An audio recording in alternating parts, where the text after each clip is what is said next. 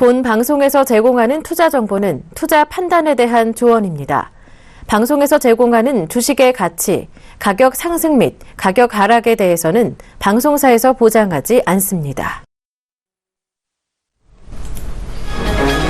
오늘의 헤드라인 뉴스입니다. 한국 경제 중기 잠재 성장률이 2%대로 추락했습니다. 국회 예산정책처는 오늘 2017년 및 중기 경제 전망 보고서에서 향후 5년의 잠재 성장률을 연평균 2.9%로 예상했습니다. 저출산 고령화가 심화하면서 구조적인 저성장의 늪에 빠지고 있어 2%대 실질 성장률이 일상화되는 것은 물론 자칫하면 1%대로 떨어질 것이라는 우려도 커지고 있습니다. 재계 5위 롯데그룹의 신동빈 회장이 오늘 오전 검찰에 출석했습니다. 창업주 신격호 총괄회장에 이어 한국과 일본 롯데그룹을 아우르는 경영권을 움켜쥔 신동빈 회장이 구속될 경우 롯데그룹은 오너 없는 경영 공백 상태에 놓이게 됩니다. 한편 롯데그룹 관계자는 이날 올해 정기 인사와 관련해 특별히 시기를 앞당길 계획은 없다며 일각에서 제기되고 있는 조기 인사설을 일축했습니다. 8월 전체 전기요금이 전달인 7월 대비 65.5% 증가했으며 7월보다 50% 이상 늘어난 가구도 871만 가구에 달했습니다. 이는 지난해 8월에 7월 대비 요금 증가율보다 1.4배 증가한 수준이며 올해는 지난해보다 50% 이상 증가한 가구도 367만 가구나 늘었습니다. 한국전력 자료에 따르면 지난 7월 대비 8월 요금이 늘어난 가구는 1,628만 4천여 가구이며 증가 가구 가운데 요금을 10만 원 이상 더 낸 가구는 6.9%인 60만 2천 가구, 이들 가구의 평균 요금은 17만 2천 원이었습니다. 일본은행 통화정책회의를 목전에 두고 아베 신조 일본 총리가 공격적인 통화정책을 골자로 한 아베노믹스를 옹호하고 나섰습니다.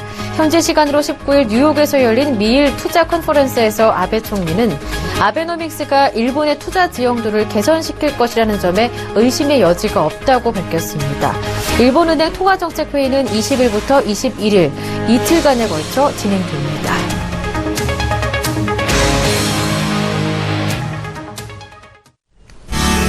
안녕하세요. 오늘장 내일장의 김보람입니다.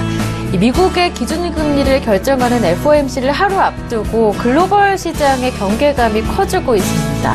앞서 뉴욕 증시가 하락으로 마무리됐고 현재 아시아 증시는 혼조 양상을 띠고 있는 상황인데요. 하지만 국내 증시는 하락 출발한 이후에 다시 반등에 나서고 있습니다. 상승 종목도 많이 보이고 있는데 그 가운데 낙폭이 컸던 종목들의 반등이 눈에 띄고 있기 때문에 벌써부터 시장 전반적인 분위기가 달라지고 있는 것은 아닐까 이렇게 생각하시는 분들도 많을 것 같습니다. 이제 투자의 눈은 FOMC 너머를 내다봐야 할 순서가 되겠는데요. 글로벌 증시 변곡이 될 이번 주 우리 전략을 어떻게 세워봐야 할 것인지 오늘 이 시간 집중적으로 다뤄보도록 하겠습니다. 먼저 화요일장 현재 시장의 분위기부터 파악하고 오겠습니다. 코스피 지수 현재 0.3% 정도 오른 2022포인트 가리키고 있습니다. 어느새 2020선도 훌쩍 뛰어넘은 상태인데요. 장중 지수의 움직임을 확인을 해볼게요. 출발은 2014포인트 정도에서 소폭 하락 출발한 이후에 오전장에 2011포인트까지 저점을 찍었었고요. 오전장에서는 이렇게 보합권 등락을 반복하다가 상승 전환에서 오후장 본격적으로 상승폭을 조금씩 키워가고 있는 상황입니다. 0.31% 오른 현재 2022포인트로 동시효과에 들어간 상태인데요. 수급의 움직임 확인해 볼게요. 하지만 수급은 어제와 비슷하게 나타나고 있습니다. 기관의 매도 물량이 더 늘어난 게 눈에 띄는데요. 현재 3,200억 원 넘게 3,300억 원 가깝게 매도하고 있고요. 외국인들의 매수 물량이 뚜렷하게 많이 유입되지는 않고 있지만 현재 510억 원 정도로 매수 우위, 개인 쪽에서 1,500억 원 정도 강하게 매수하면서 지수 상승을 이끌고 있습니다. 이어서 코스닥 지수도 살펴볼까요?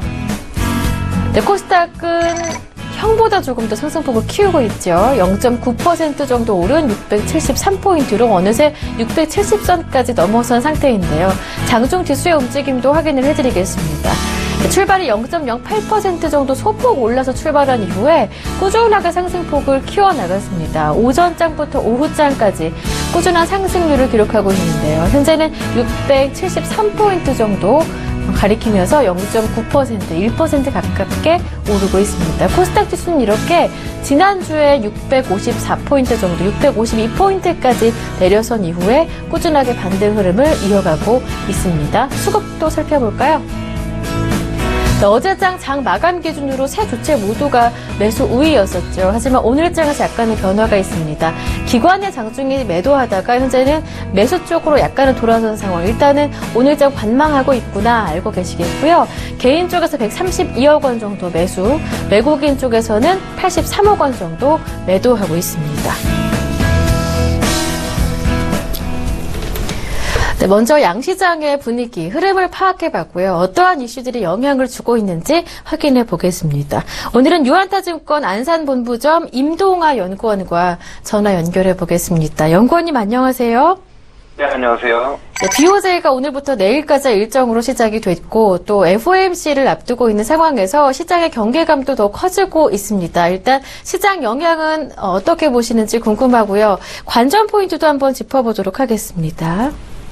네, 현재 시장 분위기 살펴보게 되면 FOMC의 금리 결정이 임박해 오며 경쟁심이 증대되고 있는 상황이라고 볼 수 있을 것 같습니다. 그래서 전일 미국 증시 보게 돼도 장 초반 이달 금리 인상이 힘들 것이라는 전문가들의 예상이 지배적인 분위기 속에서 산유국들이 오늘 27일 열리는 알제리 회담에서 산유량 동결 합의를 이끌어낼 것이라는 전망에 국제 유가가 2% 넘게 급등하며 네 가지 지수 모두 상승 시작하는 모습을 보이기도 했지만 오드러 국제유가의 상승 축소와 함께 막판 미국 주택건설협회가 발표한 미국의 9월 주택시장지수가 65포인트에 달했다고 발표함에 따라 금리 인상에 대한 경계심을 키우며 하락 마감하는 모습을 보였습니다. 주택시장지수의 경우 전월 59포인트에서 6포인트 급증하며 시장 예상치인 60포인트를 크게 상회했는데 금리 인상 이전 주택을 사려는 수요가 늘어났던 탓으로 판단되고 있습니다. 한편 전일장에서 또한 특징적으로 볼 수 있었던 부분은 지난주 상대적으로 강세를 보였던 애플이 신제품 아이폰 7에 대한 컨슈머 리포트의 부정적인 평가 속에 하락한 것을 포함해서 인텔과 마이크론 등 반도체주들의 주가 또한 차익 실현 물량 출회로 인해 하락 마감하는 등 대형 기술주가 동반 하락을 기록하며 지수의 전체적인 하락을 이끌었다는 부분도 살펴볼 수가 있을 것 같습니다. 국내 시장은 금요일 이렇다 할 특징 없이 보합권에서 출발한 상황인데 거래소 시장에서 기간의 대량 매도가 이어짐에 따라 장중 내내 보합권 근처에서 벗어나지 못하고 있는 상황입니다. 국내 시장, 미국 시장과 마찬가지로 여전히 금리 인상에 대한 경계심을 완전히 배제할 수는 없다는 분위기와 함께 오늘부터 일본은행이 이틀간의 금융정책 결정회의를 시작하는 시점에서 눈치보기 장세가 이어지고 있는 것으로 판단됩니다.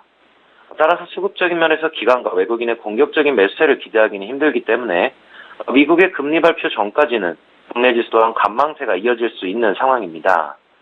다만 여전히 9월 금리 동결에 대한 전망이 우세한 상황이고 이미 일부 불안감이 선반영되어 있다는 점에서 하방 경직성은 어느 정도 확보되어 있다고 판단됩니다. 네, 일단 오늘 국내 증시 어떠한 업종들이 특징을 보이고 있는지 이어서 살펴볼 텐데 앞서 언급해 주었던 미국의 주택 시장 지수가 예상외의 호조를 보였기 때문인지 오늘 국내 증시에서 또 건자재나 인테리어 관련 종목들이 그동안 낙폭 과대를 뚫고 반등하는 모습이 나타나더라고요. 자세한 또 분석을 들어볼까요? 네, 금요일 국내 시장에서는 건자재 업종이 상당히 눈에 띄는 상승을 나타내고 있습니다. 특히 건자재 업종 중에서도 한샘과 현대 리바트, NX와 같은 가구 쪽이 상당히 좋은 모습인데 가구 업종의 경우 전반적으로 주가 부담이 없는 상황에서 3분기 실적 개선에 대한 기대감이 커지고 있고 하반기까지도 계속해서 국내 신규주택 분양 물량이 증가하며 사상 최대였던 지난해에 비해 크게는 줄어들지 않을 것으로 예상되기 때문에 약 2020년 정도까지는 견조한 실적이 가능할 것으로 전망됩니다. 또한 전일 미국 주택시장 지수 급등에서도 볼 수 있듯이 국내 또한 저금리 상황에서 주택 수요는 계속해서 이어질 수 있을 것이라는 판단에서 주택 이전 수요 또한 당분간 이어질 수가 있기 때문에 부담 없는 주가 구간에서 계속해서 관심 가져볼 수 있는 업종이라고 말씀드리겠습니다. 네, 건자재 가구 업종 그동안 낙폭 과대 측면도 있기 때문에 저평가 메리트까지 있다. 지금은 관심을 두기에 괜찮은 종목들이다라는 말씀을 들어봤습니다. 네, 이제 국내 증시 흐름을 이렇게 짚어봤고 또 BOJ 회의가 일본에서 시작이 됐습니다. 내일 정오 정도의 이제 결과를 받아들게 될 텐데 어떻게 예상을 하시는지 국내 증시 영향과 함께 또 우리가 주목해서 봐야 할 관전 포인트까지 짚어주시죠. 네, 앞서 말씀드렸다시피 오늘부터 시작되는 일본 금융정책 결정 회의 결과는 21일 정오쯤 발표가 될 예정이고 회의 결과에 대해 같은 날 오후 3시 30분쯤 구로다 총재 설명이 있을 예정입니다. 특히 일본은행의 결정이 글로벌 주식시장뿐 아니라 외환과 채권, 상품 등 시장 전반에 큰 영향을 끼칠 것으로 관측되고 있다는 점에서 더욱 이목이 집중되고 있는데 금융 완화에 한계에 부딪힌 선진국 중앙은행들의 정책 실험 선구자로서 이후 중앙은행과 영란은행의 향후 정책 방향에도 중장기적으로 영향력을 끼칠 수가 있을 것으로 예상됩니다. 이번 BOJ에서 관전 포인트로 올라가는 부분으로는 양적 완화에서 금리 인하로 옮겨갈 것인가에 대한 부분입니다. 일본은행은 지난 10년간 강력한 양적 완화를 통해 물가를 견인해 노력했지만 여전히 물가는 목표치인 2% 한참 못 미치고 있는 상황이기 때문에 이번 회의에서 정책 수단의 중심을 통화량이 아닌 금리로 옮겨갈 것이라는 전망이 우세한 상황입니다. 현재 일본 국채 시장에서도 중앙은행의 대규모 채권 매입으로 인한 시장 유동성 고갈과 장기금리 급락세로 인해 연금운용 수익률이 떨어져 기업들의 연금기업 부담이 커지는 등 그동안의 양적 완화에 따른 다양한 부작용이 나타나고 있기 때문에 이에 대한 해결책으로 금리 정책 쪽으로 전환하는 방안이 유력할 것으로 전망되고 있습니다. 두 번째 관전 포인트로는 국채 수익률에 관한 부분인데 초장기 국채 수익률이 너무 크게 떨어지지 않도록 상황에 따라 80조 엔으로 설정되어 있는 국채 매입 규모를 단일 수치 대신 일정한 금액 범위를 제시하는 쪽으로 조정하는 방안을 시행할지 여부입니다. BOJ가 단기금리를 안정적으로 유지하면서 장기금리 상승 유도하는 역 오퍼레이셔널 트위스트를 통해 이세 조정에 나서게 될 전망이 높은 상황입니다. 마지막 포인트로는 지난 2013년 4월 양적 완화 도입 당시 설정했던 2년 내 2% 물가 상승률 달성이라는 목표의 수정 여부입니다. 시장에서는 물가 목표 2%는 유지하되 2년이라는 기할 설정을 제외하고 장기적으로 이를 달성할 수 있는 목표 수립 쪽으로 정책 방향이 수정될 것으로 예상하고 있습니다. 이를 통해 일본은행은 긴축 정책적으로 전환하는 조건 자체를 강화함으로써 금융시장에 있어 부양의 장기화를 기대하도록 유도할 것으로 전망됩니다. 네, 이렇게 미국과 일본의 빅 이벤트를 앞둔 폭풍 전야와 같은 날이 이어지고 있는데요. 내일장은 그렇다면 장중에 일본 BOJ 결정을 받아들게 될 것이고 또 FOMC 결과를 기다리는 날이 되겠습니다. 전략은 그렇다면 어떻게 세워볼까요? 네, 이번 주 굵직한 글로벌 이벤트를 앞두고 있는 국내 증시는 내일 장 초반 정도까지는 여전히 관망세가 지속될 것으로 전망됩니다.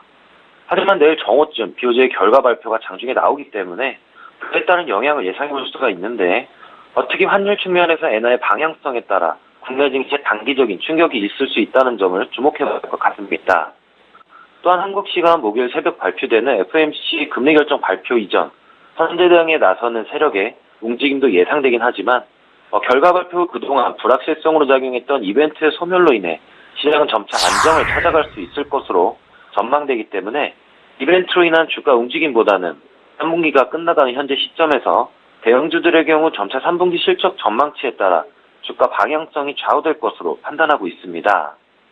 따라서 실적 개선이 예상되는 반도체, 조선, 의료업종과 함께 밸류에이션 매력을 가지고 있는 은행 및 건자재 업종에 대해 중기적인 접근이 가능한 시점이 될 것으로 전망됩니다. 단기적으로는 수급적인 측면에서 접근해 볼 때 최근 종목별 차별적인 수급에 큰 영향을 주고 있는 기관이 선별적으로 순매수하고 있는 종목 쪽으로 매수 관점 접근해보는 전략 말씀드리도록 하겠습니다. 네, 단계적으로는 기관 쪽에서 집중하고 있는 종목들에 접근하는 게 낫겠다라는 전략까지 한번 들어봤습니다. 지금까지 유한타증권 안산본부점의 임동아 연구원과 함께했습니다. 좋은 말씀 잘 들었습니다. 고맙습니다. 감사합니다.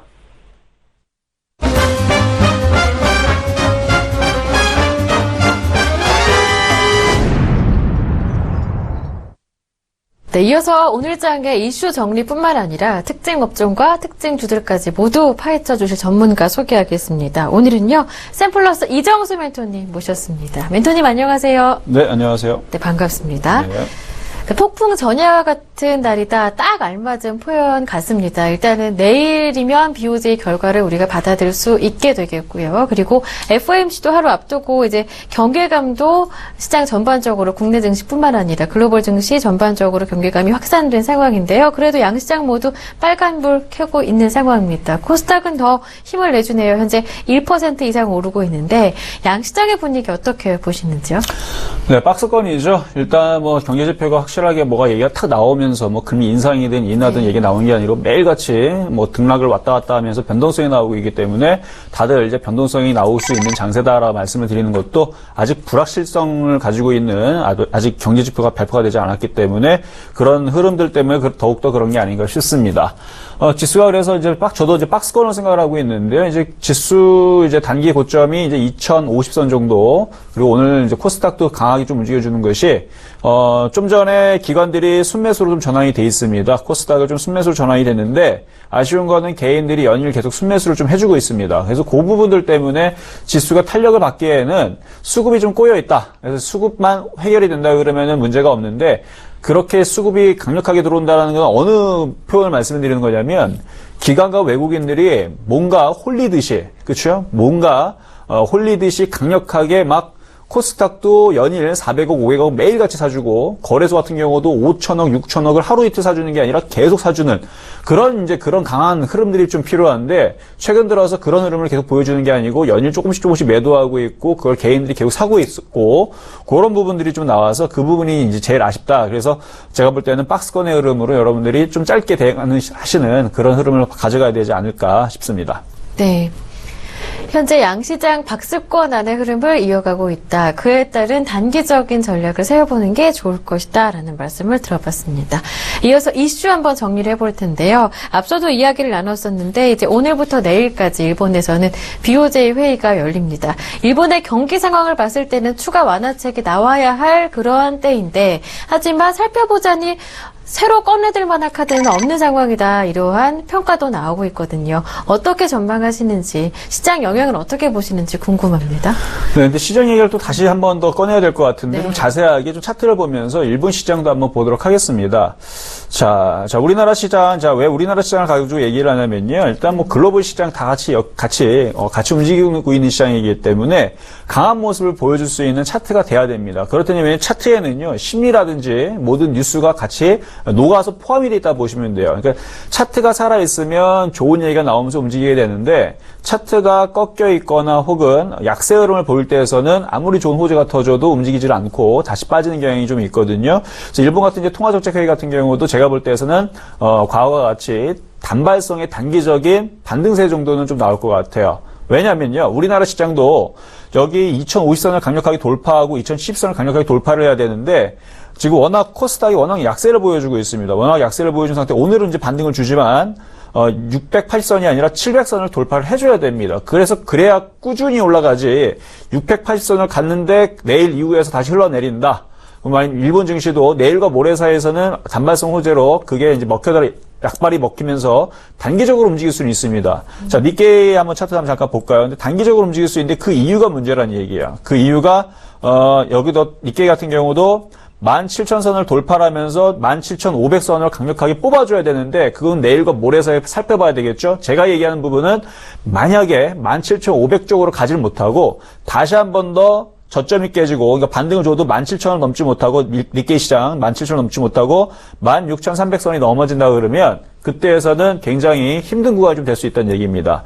자, 이 얘기를 하는 이유도 제가 일본 시장의 수급을 본 건 아니지만 네. 지금 우리나라 시장의 수급을 보게 되면 계속 발목을 잡고 있는 게 개인들의 매수세가 굉장히 계속 빠질 때마다 계속 지금 네. 들어오고 있거든요. 한 번도 이제 코스닥 같은 경우는 거의 석 달 동안 거의 일주일 중에 한두 번 정도는 매도하지만 거의 5거래 정도로 사주고 있고 이런 식으로 계속 사주고 있기 때문에 수급적으로 꼬여있는 부분들 때문에 제가 볼 때는 박스권의 흐름, 그래서 코스닥도 680선 정도를 갔다가 흘러내릴 수가 있고 좀 더 움직이면 690선이 되겠죠. 아마 700선은 쉽진 않을 것 같습니다. 690선 정도를 강력한 저항선을 좀 두고 있는데 하여튼 608선을 돌파하는 게 일단 먼저 급선무인 것 같고 우리나라 시장도 흘러내리고 만약에 미국 시장도 흘러내린다 그러면 일본에서도 그런 이제 통화정책 회의들 나오면서 아마 좋은 얘기들 나온다 하더라도요. 뭐 전 세계적으로 통화 확대 같은 부분이라든지 뭐 그런 부분들 계속 정책적으로 얘기를 계속 내놓고 있는데 잘 먹혀 들어가고 있지는 않죠. 그러다 보니까 이번에서도 마찬가지 아마 제가 볼 때는 단발성인 호재로만 좀 반영이 되고 그 이후에서는 다시 흔들리는 그런 흐름이 나오지 않을까. 전체적인 시장 흐름이 그렇습니다. 네. 네, 두 가지 빅 이벤트. 일단 호재로 해석할 만한 그런 결과가 나온다고 하더라도 증시에 미치는 영향은 단발적인 영향에 그칠 것이라는 전망이었는데요. 그렇기 때문에 요즘에는 국내 증시에서 대형주냐 중소형주냐 논란도 끊이지 않는 것 같습니다. 지난 7월부터 8월까지 9월 초까지의 상승을 본다면 외국인들의 대형주 매수가 또 집중적으로 나타났었기 때문인데 빅 이벤트 이후에도 외국인들의 대형주 편애가 이어질 수 있느냐 이건 또 의문이거든요. 그렇다면 그 이후에 대형주로 매수하는 게 나을까요? 아니면 중소형주로 접근하는 게 나을까요? 자, 이제 만약에 시장이 이렇게 강하게 상승할 때에서는 뭐 중소형주든 대형주든 상관이 없습니다. 만약 지수가 2100으로 돌파를 하고 뭐 미국 증시, 유럽 증시 뭐 굉장히 좋은 호재가 나오면서 또다시 고점을 돌파를 하고 일본 증시도 아까 말씀드렸던 17,300선 돌파하고 17,500선 가고 계속 강하게 올라가면요. 뭐 중형주든 소형주든 대형주든 상관없이 다 같이 최근에 많이 빠졌으니까 다도 올라갈 거기 때문에 그럴 때에서는 뭐 제 얘기를 안 들어도 상관이 없습니다. 문제는요. 빠질 때가 문제인데요. 빠질 때에서는 지금 오늘과 같은 경우 중소형주를 많이 움직여주고 있죠. 지금 코스닥 같은 경우도 약 710개 정도 지금 상승을 730개 정도 상승하고 있네요. 아까보다 20개 정도 더 올라가고 있는데 코스피는 470개 정도. 그래서 하락 종목 수도 한 310개 정도. 그러니까 코스닥 같은 경우는 730개에서 340개 정도 빠지고 있고 뭐 이런 식의 이제 오늘은 코스닥 종목들이 2배 더 가까이 더 많은 상황으로 지금 전개가 되고 있습니다. 자, 그렇다고 해서 그러면 중소형주들이 좋은 거냐? 그것도 제가 볼 때는 단기적입니다. 왜냐하면 시장이 빠질 때, 지금 제가 시장이 상승할 때 말씀을 드렸던 부분이죠. 시장이 상승할 때에서는요, 대형주들은 20%, 30% 올라가는 게 아니라 대형주에 맞게 3%, 4%, 5% 이렇게 꾸준히 또다시 올라가게 되는 거고요. 코스닥은 그동안 많이 빠졌기 때문에 10%, 15%, 20% 이렇게 강하게 움직여주는 거죠. 어떨 때? 시장이 강하게 상승할 때. 그때서 상승할 때에서는 제 얘기 안 들어도 어떤 걸 갖고 있어 수익 나기 때문에 신경 안 쓰셔도 됩니다. 문제는 뭐냐? 수급이 지금 꼬여있는 것처럼 만약에 시장이 다시 빠진다. 만약에 시장이 다시 빠진다 했을 때, 만약에 코스닥도 650이 무너지게 되면요. 네. 그때에서는 종목을 뭘 사야 되느냐? 제가 그걸 말씀을 드릴게요. 그때에서는 중소형주 건드리면 안 됩니다. 왜? 오늘도 지금 기관과 외국인들, 물론, 오늘 기관들이 순매수로 전환이 돼 있긴 하지만 계속 개인들만 매수했단 말이에요. 그럼 만약에 시장이 650선이 깨지고 다시 급락이 나오거나 빠지게 되면 개인 투자분들은 뭘 하고 있느냐? 손절을 절대 하지 않습니다. 계속 물타기 한단 말이에요. 그러면 계속 수급이 꼬이는데 코스닥 종목들, 중소형 종목들은 특징이 또 시장이 안 좋거나 빠질 때에서 혹은 하락장으로 전이될 때에서 빠지는 폭이 굉장히 깊죠. 삼성전자는 기껏 해봐 빠져봤자 20, 30% 빠지지만 코스닥 종목들은 많이 빠지면 30에서 50% 빠질 수 있단 말입니다. 그렇기 때문에 어떻게 대응해야 되느냐? 잘 들으세요. 만약에 시장이 올라갈 때는 제 얘기를 다 무시하죠. 올라갈 때는 뭘 잡아야 됩니다. 뭐 그냥 갖고 있는 거 물타기 해도 되고 그냥 아무거나 사도 되고 그러지만 빠질 때에서는요. 대형주를 사야 됩니다. 대형주. 어떤 대형주? 여러분들 알고 있는 상위권 종목은 딱 찝으세요. 삼성전자도 좋고요. 포스코도 좋고 뭐 현대제철도 좋고 다 좋습니다. 대신에 지금 가격에 사는 게 아니라 지금 가격에서 20, 30% 빠질 때. 그렇다 그러면은 여러분들이 그러니까 뭘 사셔라? 시장이 빠질 때에서 상승할 때에서는 제 말을 다 무시하시고 빠질 때에서만 대형주를 사되 어떨 때 그 종목들이 박살날 때. 그래서 20%, 30% 빠지게 되면 그러면 여러분들 편안하게 살 수 있습니다. 근데 그 전에 여러분들 현금이 있다라는 전제가 가장 중요하겠죠. 네, 알겠습니다. 일단 그동안 낙폭이 과대했었던 중소형주의 반등이 나올 수는 있겠으나 이 또한 마찬가지로 단기적인 반등에 그칠 것이기 때문에 전략 세우실 때 참고해 보셨으면 좋겠습니다. 이어서 오늘의 특징 업종 살펴보도록 하겠습니다. 상승 업종과 그리고 약세 업종을 나눠주셨는데 일단 강세 업종으로 재난안전업종, 정치테마주, 우선주, 관광업체와 제약바이오 이렇게 꼽아주셨고 약세 업종 가운데서는 백화점주, 은행주 그리고 철강 주요 종목들을 이렇게 뽑아주셨는데요. 먼저 재난안전 관련주부터 살펴보겠습니다. 네. 어제 또 일주일 만에 경북 지역에서 4.5 규모의 지진이 또 발생을 했습니다. 이와 관련해서 오늘장에서 지진 관련주, 관련 테마주들의 움직임이 나타나고 있는데 일부 종목들은 또 상한가로 급등을 하고 있더라고요. 네, 자 지금 재난안전 쪽 이제 제가 나올 때마다 뭐 전일날 이렇게 일이 좀 벌어지고 있는데. 제가 나와서 그런 건 아니겠죠. 아마도 이 부분에 대해서는 제가 예전에 이제 TV를 봤더니 이제 지진이라든지 화산 같은 게 주기가 좀 있다라고 합니다. 아마 그래서 그런 게 아닌가. 아마 그쪽 이제 밑에 이제 경주 지방에 계신 분들 굉장히 좀 불안하실 것 같은데, 지금 이제 상한가가 들어가 있는 이유를 제가 좀 찾아봤는데, 아직까지 이유는 지금 나오고 있는 부분은 없습니다. 또다시, 그런 일들이 좀 다시, 지진이 났다라든지, 여진이 또 다시 강하게 나왔다라든지 그런 부분은 아닌 것 같은데, 아마라도 기대감 때문에 그렇죠. 지금 종목을 보더라도 포메탈이라든지 지금 삼형 엠텍 같은 종목들이 지금, 강하게 상한가 근처로 좀 가고 있는데, 삼형 엠텍 같은 경우는 지금 상한가를 들어갔고, 포메타 같은 경우는 27%대 지금 장중에서 12시, 23시 사이에서 갑자기 강하게 움직이었는데 쫓아가지 않는 게 좋아 보입니다. 왜냐면요, 이전에서도 포메타 같은 경우 강력하게 좀 들어졌다가 올라갔다가, 그러니까 이전에서도 여기 5,200원대를 줬다가 쭉 밀리면서 22% 정도가 밑으로 빠진 적이 있습니다.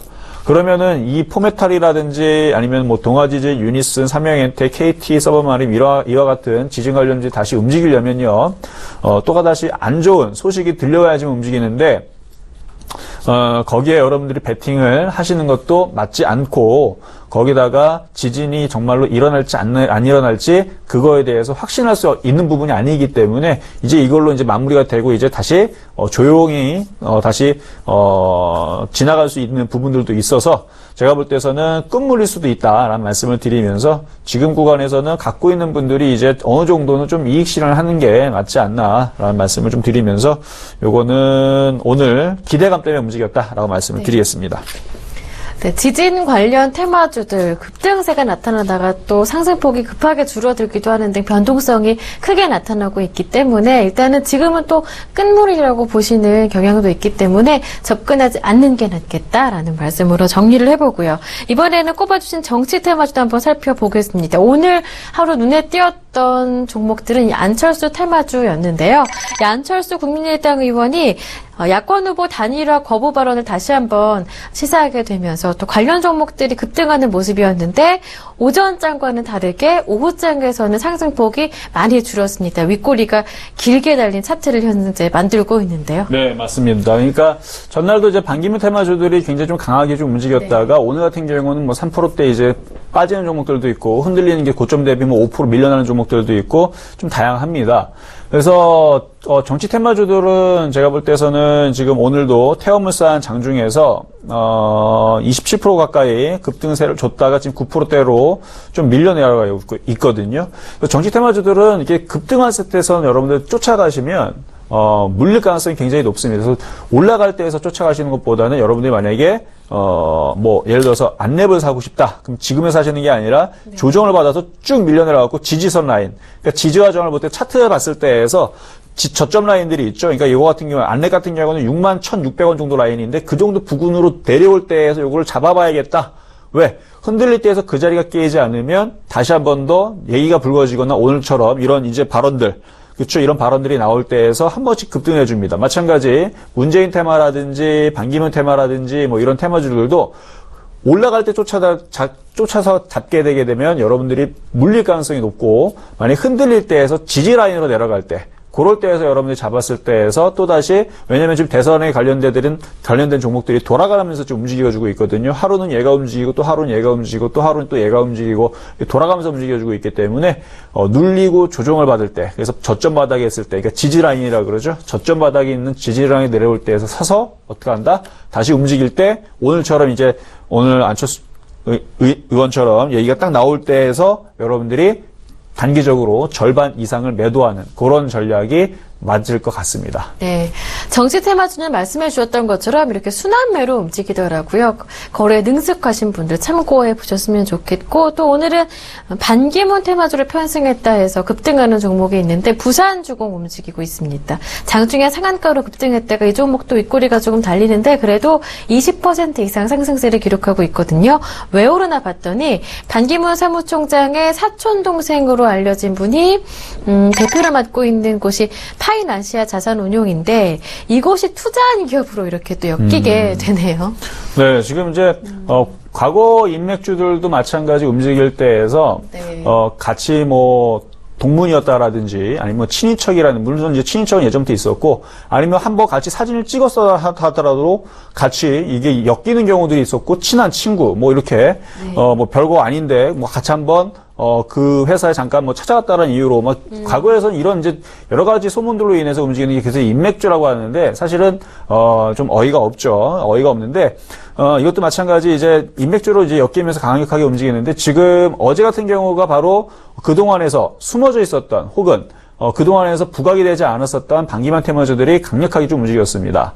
그래서 이런 현상들은 이제 시장이 그렇게 강력하게 또 올라가진 않고 테마주들은 또 테마주대로 움직이고 그리고 테마주 찾다 보니까 뭐 오늘 같은 경우는 또 제약바이오도 움직이긴 하지만 딱히 테마주들을 강력하게 뭐 IT를 땡긴다든지 아니면 제약주를 땡겨 올린다라든지 이런 이제 강력한 테마주들이 없는 상황이다 보니까 아무래도 이제 대선주이기도 하고 그래서 정치 테마주들을 밀다가 또 다 소문이 나 있는, 그러니까 동네방네 다 소문이 나 있는 이제 정치 테마주를 밀어 올리게 되면 또 개인 투자문이 또 많이 잡거든요. 그러니까 요런 이제 사이드 쪽에 있는 잘 안 보는 이제 요런 종목을 정치 테마로 엮어가지고 강력하게 좀 띄어 올리는데 요점은 이겁니다. 여러분들이 지금처럼 고점을 똑 올라갔을 때에서 잡으시면은 그때서는 물린다는 얘기예요. 만약에 샀을 때에서 수익이 난다. 절반 정도 파세요, 항상. 그리고 만약에 이거를 저점에 잡고 있는 사람들한테는 그럴 필요가 없겠죠. 저점에 잡고 있는 사람들은 5일선 이탈. 이게 지금 제가 이제 차트적으로 볼 때에서는 이거를 차트적으로 볼 때 이게 빨간 선이 5일선인데요. 만약에 이거를 2,000원에서 잡았다. 굉장히 수익이 많이 나죠. 이런 분들은 걱정하실 필요가 없어요. 이런 분들은요. 이게 5일선 이탈이 나오게 되면 여기 이렇게 5일선 타고 움직이는 그런 자리가 이탈이 됐을 때에서 챙기시면 되는 거고 장중에서 고점에서 잡았거나 아니면은 뭐 3,000원짜리, 3,200원짜리, 3,500원짜리 매수했던 사람들은 올라갔을 때 뭐 하자? 절반 이상 정도는 좀 팔고 나머지들만 좀 단기 대응을 좀 하셔야 됩니다. 이유는 변동성이 심하기 때문에 얼마든지 다시 쭉 밀어내려갈 수 있다는 점 항상 착안하시길 바라겠습니다. 네. 정치 테마주에 접근하시는 분들, 일단 순환매가 계속 이어지고 있고 변동성도 크게 나타나는 그런 종목들이기 때문에 바닥에서 접근하셨던 분들은 그대로 홀딩하셔도 괜찮겠지만 어느 정도 올라온 이후에 접근하신 분들은 상승이 나왔을 때 절반 정도 물량을 덜어내시는 게 안전한 투자의 지름길일 수가 있겠습니다. 이번에는 상승 업종이라고 하기엔 좀 그렇지만 상승 업종으로 뽑아주신 것 가운데 우선주들 한번 살펴보도록 하겠습니다. 우선주들 가운데 또 어떠한 종목들이 움직이고 있나요? 자, 우선주들 지금 뭐 자, 원래 우선주들이 움직일 때에서는요, 시장이 어떨 때 움직이면 굉장히 변곡점에 있을 때, 그리고 시장이 어떻게 보면 약세 흐름으로 이제 전이될 때, 그때에서 우선주들이 좀 움직이는 경향이 있거든요. 오늘 상승 종목들, 그다음에 올라간 종목들 찾아보게 되면 우선주들이 굉장히 많습니다. 태양금속 우도 있고요. 계양전기 우, 그다음에 대호 PNC 우, 지능기업 EUB, 그다음에 쌍용 양해 우, 남선 알루미늄 우 이런 종목들이 있는데 몇몇 종목들 제가 한번 잠깐 볼게요. 자, 태양금속 우선주입니다. 자, 태양금속 우 같은 경우는 지금 상한가로 들어가 있는데 자, 이게 왜 들어갔는지 이건 물어보질 마세요. 그러니까 지금 오늘 같은 날은, 그러니까 우선주들이 유행 패턴이 될 수가 있는 거고, 그러니까 옷도 청바지도 유행에 따라서 왜 너는 짧은 거 입냐, 너는 왜 이렇게 긴 거 입냐, 왜 너는 이렇게 헐렁헐렁 거 입냐, 이걸 따질 필요가 아니고 그게 그때 유행이죠. 그러니까 오늘 같은 장에서는 지금 우선주들이 지금 급등을 하고 있다고 보시면 됩니다. 그 중에서 이제 태양건설 같은 경우는 지금, 태양금속우인데, 태양건설 우도 지금 강하게 움직여주고 있거든요. 태양건설 같은 경우는 매출 공시가 좀 떴어요. 그래서 그것 때문에 이제 움직였다라고 이제 뉴스는 나오고 있지만, 제가 볼 때서는 그것 때문에 움직인 건 아니고, 태영이죠. 태양건설 우 이렇게 되는 종목도 지금 상한가로 들어가 있는데 뉴스도 나왔고 우선주이기도 하고 그러다 보니까 그냥 급등 강세를 준 것 같습니다. 그래서 지금 전체적으로 지금 우선주 좀 강하게 움직여주고 있는데 아직까지 남선 알루미늄 한번 볼까요? 한번 아직까지 우선주들이 강력하게 지금 흔들리거나 빠지는 흐름은 아니네요. 지금 제가 우선주를 쭉 살펴봤는데 여전히 우선주 좀 강력하게 좀 떠 있는 거 보니까 과거에서도 우선주들이 한번 강하게 움직이게 되면 연속 상한가를 간 적이 있었거든요. 근데 이거를 여러분들이 공략하실 때에서는 이걸 아셔야 됩니다. 우선주들은 거래량이 없어요. 호가를 볼 때에서 몇몇 종목들은 그래도 거래량이 좀 되는 애들이 있는데 이게 오늘에서 좀 거래가 실리니까 그래도 호가당이당 50개, 30개 이렇게 있지만 시장이 흔들리거나 안 좋을 때에서는 호가당이당 팔 수 있는 물량이 없습니다. 어떤 종목은 호가당이당 한 개, 두 개밖에 없어요. 막 3,000원짜리, 1,000원짜리 종목인데 아래 팔 수 있는 게 10개, 20개, 3개밖에 안 되기 때문에 여러분들이 매수해서 팔기가 어렵습니다. 그래서 여러분이 만약에 우선주를 만약에 지금 유행 패턴은 우선주들이 강하게 움직이니까 우선주를 한번 해볼까 하시는 분들은 반드시 거래량이 많이 거래가 되는지 본인이 매수했을 때에서 100만 원어치 샀는지 1000만 원어치 샀는지 그걸 팔 수 있는지 호가 단위당 그 흐름을 보면서 여러분들이 매매에 접근하시길 바라겠습니다. 네, 알겠습니다. 우선주 접근하시는 분들은 거래량 반드시 확인하신 이후에 접근하시는 게 낫겠다라는 평가였고요. 일단 우선주에 대한 움직임 파악을 해봤습니다. 마지막으로 이제 약세 업종 가운데 롯데그룹주 한번 살펴볼 텐데요. 신동빈 회장이 오늘 검찰에 출석을 했습니다. 조사를 받고 있는 상황인데 또 자칫하면 오너 공백 상태까지 가는 것이 아니냐 우려도 높아지고 있습니다. 지난 6월부터 이렇게 롯데그룹주는 전반적인 약세가 계속 이어지고 있는 상황인데 네. 어떻게 보시는지요? 일단 이제 악재 흐름들은 일단 피해가야 됩니다. 여러분들이 뭐 악재 흐름들 지금 나오고 종목들 물려있는 사람들은 뭐 계속 빠지고 있고 흘러내리고 있으니까 계속 살려고 여러분들이 막 추가 매수하려고 노력하시는데 악재가 나오게 되면요. 이 흐름이 어느 정도 지나갈 때까지는 여러분들이 참고 기다리는, 인내하시는 기간이 좀 필요합니다. 과거 이제 두산그룹주라든지 이런 부분에서도 바로 안 좋은 얘기들이 나올 때마다, 좀 주가가 좀 약세를 좀 보이는 부분들이 있었었는데, 뭐 다른 기업들, 그런 이제 종목들이 몇 명 있었었죠. 그럴 때마다 나왔던 흐름들은, 추가적인 반등이 나와도 결국은 하락할 수가 있다라는 점. 그리고 추가적인 하락이 나오더라도 바로 반등을 주질 않습니다. 시간이 좀 오래 걸리기 때문에, 뭐, 롯데 쇼핑이라든지, 뭐, 롯데백화점이라든지, 롯데그룹주들을 갖고 있는 분들은 지금 상의 위치를 봤을 때에서는 매도하는 위치는 아닙니다. 매도의 위치는 아니기 때문에 갖고 있는 건 괜찮아요. 대신에 흔들린다라고 함부로 사지 마시고요.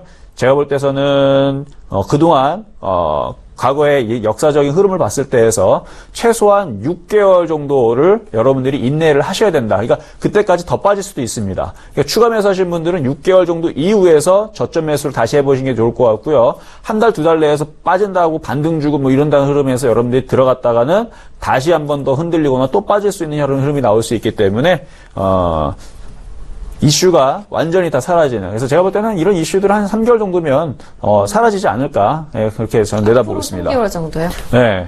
그래서 안전하게 한 6개월 정도 이후에서 다시 한번 재접근 해보시자 말씀드리겠습니다. 네, 이렇게 악재에 시달리고 있는 롯데그룹주 앞으로 3개월에서 한 6개월 정도까지 악재 소멸되는 구간을 기다렸다가 그때 관심 두시는 게 낫겠다라는 말씀을 들어봤고요. 이번엔 특징주 가운데 한번 금호타이어 살펴보겠습니다. 오늘 이 매각 공고가 났습니다.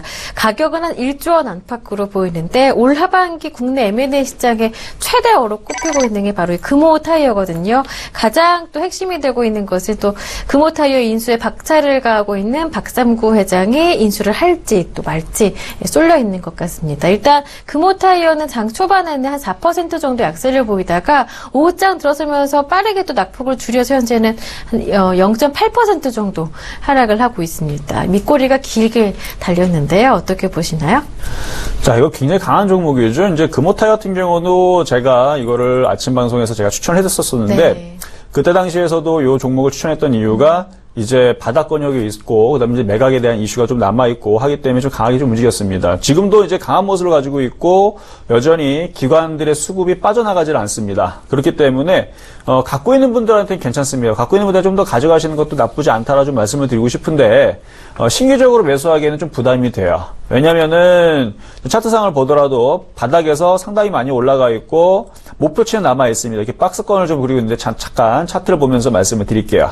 자, 이렇게 지금 박스권의 흐름은 지금 이렇게 상승 추세대를 그리면서 가고 있는데 12,000원 정도에서 그 이상 12,500원 정도 뭐 강하게 움직이면 13,000원까지 가는데 지금 시장에서는 13,000원 가기는 좀 무리일 것 같고 한 번 더 슈팅을 걸린다 그러면 12,000원 정도까지는 갈 수는 있어 보입니다. 지금 시장이 사실은 맞지 않는 종목입니다. 지금처럼 박스권에 있고 시장이 흘러내리고 있고 빠지는 흐름에서는 사실은 이 종목도 10,000원까지 흘러내려가는 게 정상인데 그만큼 달리 반대로 생각하게 되면 굉장히 강하다라는 얘기죠. 이러한 종목이 이제 SK하이닉스 같은 경우도 있는데 이러한 종목들은 지금 시장하고는 전혀 다르게 움직이고 있죠. 그러니까 지금처럼 시장과 상관없이 마음대로 강하게 움직이는 종목은 말 그대로 강하기 때문에 그런데 신규 매수로는 여러분들 지금은 좀 늦었습니다. 그래서 갖고 있는 분들이 좀 더 보유하실 수는 있다라 말씀을 드리고 네. 12,000원 정도 갖고 있는 분들은 거기에서 한번 단기 매도 타임 한번 잡아보시는 게 어떤가라고 말씀을 드릴게요. 네, 알겠습니다. 네, 이번에는 한샘 살펴보도록 하겠습니다. 3거래일째 올라와주고 있는데 어제부터 오늘까지 상승폭이 조금 강하게 나타나고 있어요. 현재도 한 6.8% 정도 급등하고 있는데요. 실적에 대한 긍정적인 그런 전망도 나오고 있는 상황이고요. 또 한샘 하면은 지난해부터 워낙 많이 내려졌던 종목이기 때문에 이제 조금 바닥에서 탈출할 수 있지 않을까 이렇게 기대하시는 분들도 있을 것 같아요. 네, 뭐 한샘 나쁘지 않은 종목입니다. 뭐 많이 조정을 받았고요. 자, 한번 월봉을 한번 잠깐 볼게요. 왜 이게 나쁘지 않으냐면 차트 모양을 월봉상을 보게 되면 굉장히 강한 종목이고 조정도 충분히 받았습니다. 자, 한번 월봉상을 잠깐 볼게요. 자, 차트를 보게 되면 자, 이렇게 2013년도부터 바닥에서 굉장히 강력하게 움직였고요. 지금 고점 대비 지금 얼마나 빠졌냐면 34만원짜리가 16만 3천원이니까 거의 반토막까지 내려왔단 말이에요. 만약에 더 빠진다 그러면은 12만원 정도까지 내려갈 수는 있어도 이 자리에서는 분명히 다시 들어줍니다. 다시 빠지더라도 이렇게 외봉으로 확 죽진 않고 여기서 다시 이렇게 들어주는 흐름도 나올 거고요. 왜 그렇게 말씀을 드리느냐? 지금 외국인들이 최근 바닥에서 7월 달서부터 다시 매수세가 조금씩 들어와주고 있습니다. 자, 근데 여기까지만 얘기만 들으면 참 좋은 얘기인데, 아직 바닥을 확실하게 쳤다라고 보기에는 아직은 2% 좀 부족해요. 그래서 제가 볼 때는 이거는 17만 5천원에서 18만 원 한번 벗겨 나가는, 반등을 줄 때에서 17만 5천원에서 18만 원을 벗겨 올리는 상황이 나오게 되면, 아, 얘는 바닥을 쳤구나, 라고 생각을 하시고 나서 조정을 받을 때 다시 한번 재접근 하시는 게 맞아 보이고요. 지금 구간에서는 갖고 있는 분들이 있거나 아니면 저쪽에서 물려있는 분들은 그냥 가지고 있으세요. 그리고 혹은 어제에서 천정목이 떴기 때문에 어제 매수해서 지금 수익 나는데 어떡합니까 하시는 분들은 분할로 조금씩 매도하면서 가시면 됩니다. 만약 내일 음봉 떨어지고 시장 무너진다. 그럼 내일 다 팔면 되는 거죠. 그렇죠? 그런 식으로 매매 대응을 하시면 되는 거고 아직은 바닥을 치지 않았기 때문에 신규 매수하신 분들은 바닥을 확실하게 치는 17만 5천 원, 18만 원을 돌파하는 상황을 보고 차후에서 조정을 받을 때 매수하시고 만약에 돌파를 못한다. 저항 라인에 지금 걸리고 있는 거기 때문에 내일서부터 음봉으로 떨어지고 만약에 밑으로 내려간다 그러면 그때에서는 시장을 체크해 봐야 됩니다. 시장이 또다시 약세를 보이면 얘도 다시 바닥을 친 게 아니기 때문에 다시 한 번 더 밀려 내려갈 수도 있다라는 거. 그래서 이거는 시장과 함께 차트도 바닥을 치는 거를 확인하고 다시 재접근하자 말씀드리겠습니다. 네, 한샘 살펴봤는데요. 지난 3거래일 연속 올라와주고 있고 어제부터는 강하게 움직여주고 있는데 일단 월봉 차트로도 봤을 때도 문제는 없는 기업이다. 그런데 아직까지 바닥을 접근했다고 보기에 탈출했다고 보기에는 이른 시기이기 때문에 신규 접근하시는 분들은 일단 17만 5천 원에서 18만 원 돌파한 것을 보신 이후에 그때 조정이 조금 나왔을 때 조금 더 낮은 가격에 매수해 보는 게 낫겠다라는 전략이었습니다. 마찬가지로 그동안 낙폭 과대였던 종목 가운데 또 반등해주고 있는 종목이 있어서 이번에는 빙그레 살펴보겠습니다. 역시나 실적 개선에 대한 이야기가 나오고 있는 상황이고 주가도 한 6% 이상 강하게 올라와주고 있거든요. 빙그레는 어떻게 평가하시나요? 자, 빙그레 같은 경우는요. 자, 빙그레는 이제 많이 빠졌던 종목이죠. 하도 많이 빠졌다가 이제서야 좀 반등을 좀 주고 있는데 한샘도 마찬가지고 빙그레도 마찬가지고 지금 뭐 재무적으로 보게 되면은 뭐 그렇게 지금 상황을 보게 되면 영업이익이 좀 줄긴 했지만 나쁘지는 않습니다. 그러니까 그동안에서 많이 영업이익들이 그러니까 적자가 난 게 아니고 좀 줄어들었다는 부분이죠. 뭐 경기가 안 좋았다라든지 뭐 그건 모두 줄어들었지만 이제 다시 좋아질 수 있다라는 기대감 때문에 움직인다 그러면 바닥에서 충분히 반등을 줄 수 있다로 좀 보여집니다. 아까 이제 한샘 같은 경우도 말씀을 좀 드려봤는데 지금 그거하고 이거하고 무슨 차이가 있냐면 한샘 같은 경우는 지금 60일선 저항 자리에 지금 부딪혀 있단 말이에요. 지금 차트를 보겠습니다. 자, 한생 같은 경우는 지금 저항선 라인에 60에서는 저항선을 부딪혀 있기 때문에 제가 신규 매수는 접근할 수 없다라는 말씀을 드리지만 빙그레 같은 경우는 지금 사실 이게 지금 6%이기 때문에 조금 애매하긴 해도 얘 같은 경우는 60에선 저항까지 이격이 좀 더 벌어져 있어요. 그만큼 더 많이 빠졌다는 얘기죠. 근데 여러분 헷갈릴 수가 있는데 한생과 빙그레 중에서 그럼 뭐가 더 약하고 더 안 좋으냐? 사실 빙그레가 더 약하고 더 안 좋습니다. 왜? 얘는 더 많이 빠졌기 때문에. 근데 지금 장은 많이 빠진 종목이 반등을 주는 장이란 말이에요. 그러니까 지금은 못난이들이 훨씬 더 지금 더 유리한 구간이 나올 수 있는 그런 단기 반등 시장이기 때문에 그래서 빙그레가 좀 나오는데 이거를 신규 매수 접근하신 분들은 목표치를 짧게 잡으세요. 61,000원 정도, 62,000원 정도 짧게 잡고 보유하시면 되고 기존에 갖고 있는 분들은 이것도 그냥 중장기적으로 그냥 가져가세요. 어차피 대형 종목들은 그 회사가 망하지만 않으면 그렇죠? 망하지만 않으면 시간이 지나게 되면 이 빙그레 같은 경우도 과거에 얼마에서 빠졌냐면요. 월봉성을 보니까 14만 원짜리에서 지금 6만 원까지 내려간 거거든요. 더 빠져내려갈 수는 있습니다. 물론 4만 원까지 내려갈 수 있겠죠. 근데 향후에서 이게 다시 8만 원, 9만 원대 못 가느냐? 전 갈 수 있다고 봅니다. 근데 지금 당장 못 갈 뿐이지 한번 4만 원 정도 찍는다 그러면 다시 한 번 더 반등 시도 나올 것 같고 그래서 이거는 지금 당장 보시는 분들은 아까 말씀드렸던 7만 원, 7만 원 되기 전에 이게 지금 일봉이죠. 6만 5천 원.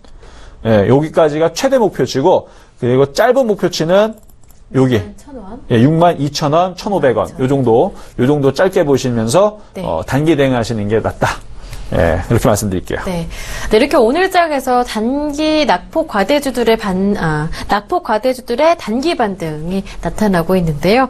빙그레 마찬가지로 단기적인 반등이 나타날 수 있다 말씀해 주셨어요. 신규 접근하신 분들은 한 61,500원에서 62,000원 목표가로 설정하시면서 짧게 빠져나오시는 전략을 말씀해 주셨고요. 그 전에 이미 보유하셨던 분들은 중장기적으로 가보는 것도 괜찮겠다. 일단 길게 본다면 8만 원까지도 올라갈 수 있는 종목이다.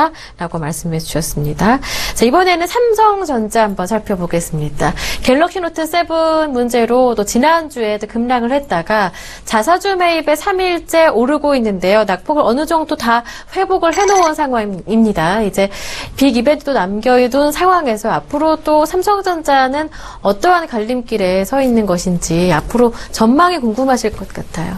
먼저 갤럭시 같은 부분들도 이제 노트 7 이제 제품 이제 교환을 해서 지금 이제 어느 정도 사태가 좀 마무리되는 얘기들이 좀 나오고 있어서 좀 마무리가 좀 되는 것 같은데 지금 시장 이제 지수 관련주이기 때문에 이제 지수를 좀 논할 수밖에 없겠죠. 일단 갤럭시 사태로 인해서 이제 주가가 좀 급락을 좀 하긴 했었고 지금 다시 다 반등을 주면서 160만 원까지 근처로 다시 올라와주고는 있거든요. 근데 그게 또 단기 저항 자리로 또 부딪히는 자리입니다. 시장도 지금 하루 이틀 정도 올라가게 되면 이제 단기 저항을 부딪힐 수 있기 때문에 지금 자리에서 신규 매수로 접근하시는 것은 좀 섣부를 것 같고요. 이거는 160만 원에서 165만 원 정도 갖고 있는 분들은 거기에서 다시 한 번 더 비중 좀 줄이는 그런 이제 박스권 대응을 하시는 게 좋을 것 같고 지금 아까도 이제 말씀해 주셨던 이제 갤럭시 문제들에 대해서는 이제 시간이 지나게 되면 또다시 이제 또 잊혀지고 이제 할 것 같습니다. 이제 문제는 이제 시장이 만약에 출렁거리고 빠진다 그러면 삼성전자라고 해서 버티지를 못하겠죠. 그래서 제가 지난번 이제 방송에서 말씀드릴 때에서도 삼성전자 가격대가 뭐 130만 원, 뭐 120만 원 이렇게 쭉 빠지게 되면 뭐 이 종목 제가 한번 추천주를 한번 갖고 나온다는 말씀을 드렸었거든요. 물론 그쪽 가격을 내려오라고 제가 뭐 얘기하는 건 아닙니다. 만약에 시장이 흔들리게 되면 여러분들이 확실하게 먹을 수 있는 종목을 개별 종목 찾지 마세요. 시장이 만약에 무너지고 급락이 나오게 되면요. 여러분들 종목들이 다 무너지기 때문에 그때에서는 믿을 수 있는 거래소로 들어가야 됩니다. 그래서 아까도 팁을 말씀을 드렸었죠. 그래서 시장이 무너지게 되면 안 무너지면 제 말을 무시하라 그랬습니다. 앞으로도 마찬가지예요. 시장이 매일같이 상승장이 올 수는 없습니다. 분명히 시장은 올라가다 어느 순간 무너지게 돼 있습니다. 무너질 때에서는 코스닥을 보는 게 아니고 단기적으로는 다 같이 무너지면 그때에서는 거래소 들어갔다 거래소가 먼저 반등을 준 이후에서 코스닥으로 교체를 하는 겁니다. 근데 그게 시기적 여러분의 타이밍을 잘 맞춰야 되는데 먼저는 코스닥이 아니라 거래소라는 거. 그래서 흔들리게 될 때. 근데 지금은 흔들리는 장은 아니에요. 아까도 말씀드렸지 코스닥도 683까지는 충분히 반등수를 줄 수 있고 코스피도 2050선까지는 그래서 얼마 정도 하루 이틀 정도는 반등세가 또 나올 수 있는 장이기 때문에 지금 이런 얘기를 한다고 해서 겁먹지 마시고 갖고 있는 분들이 보유하고 있고 잘 파시는 전략을 세우시는 게 좋을 것 같습니다. 네, 이번에는 카카오 한번 살펴보겠습니다. 워낙 많이 내렸었던 종목인데 오늘도 이 카카오 반등이 조금 나왔습니다. 하지만 3% 정도 장중에 오르다가 상승폭이 조금 줄었어요. 윗꼬리가 조금 달린 상황인데 카카오의 움직임을 어떻게 보시는지요? 예, 개인들의 눈물의 종목이죠. 예, 상당히 이제 상담을 하게 되면 항상 물어보시는 종목 중에 하나인데 네. 이게 작년에서는 네이버하고 그러니까 NH엔터하고 카카오하고 이 두 종목을 굉장히 많이 질문하셨었습니다. 근데 그때 당시 뭐라 그랬냐면 둘 다 하지 말라 그랬어요. 그러다가 올해 초에서 NH엔터를 제가 여러분들한테 이제 얘는 바닥을 쳤다 살 수 있다는 말씀을 드렸는데 그 비결이 뭐냐. 거래가 실리는 장대 양봉이 나오는 바닥을 치는 모습이 나와야 된다는 얘기예요.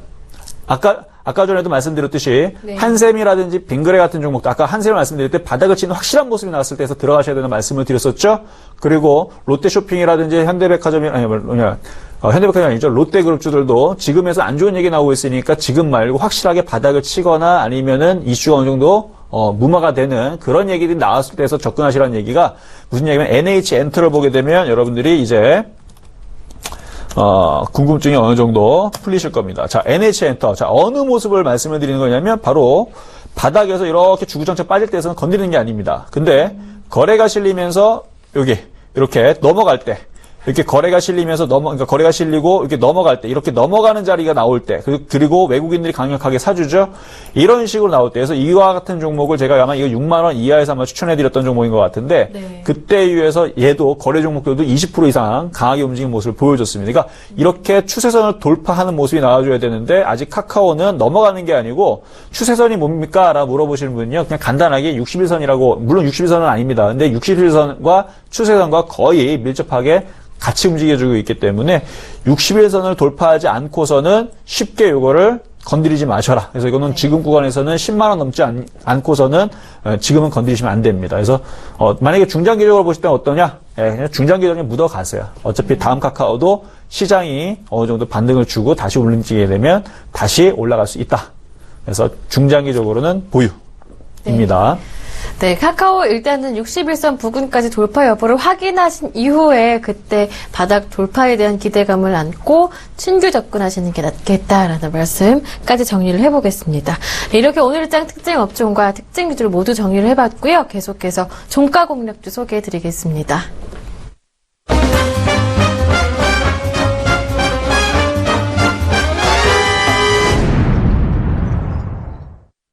장 마감 전에 마지막 기회 종가 공략주를 소개해드리는 순서인데요. 오늘은 메리츠 종금증권 강남금융센터의 전희승 과장님과 함께합니다. 과장님 안녕하세요. 네, 안녕하세요. 네, 화요일장 종가 공략주 어떤 종목 눈에 들어오셨나요? 예, 최근에 코스닥장이 조금 올라오면서 네. 이제 대선주 위주로 좀 많이 올라왔다가 제가 요즘에 중국 소비주를 좀 보고 있었는데 아무래도 이제 국경절 끝나고 중국의 이제 중추절 끝나고 국경절이 이제 10월 1일부터 이제 7일까지 있게 되는데 중국 소비주 중에 이제 삼위학기라는 종목을 좀 꼽아왔습니다. 최근에 대량 거래량이 한번 좀 나오면서 어제 좀 의미 있는 좀 상승을 좀 해줬는데요.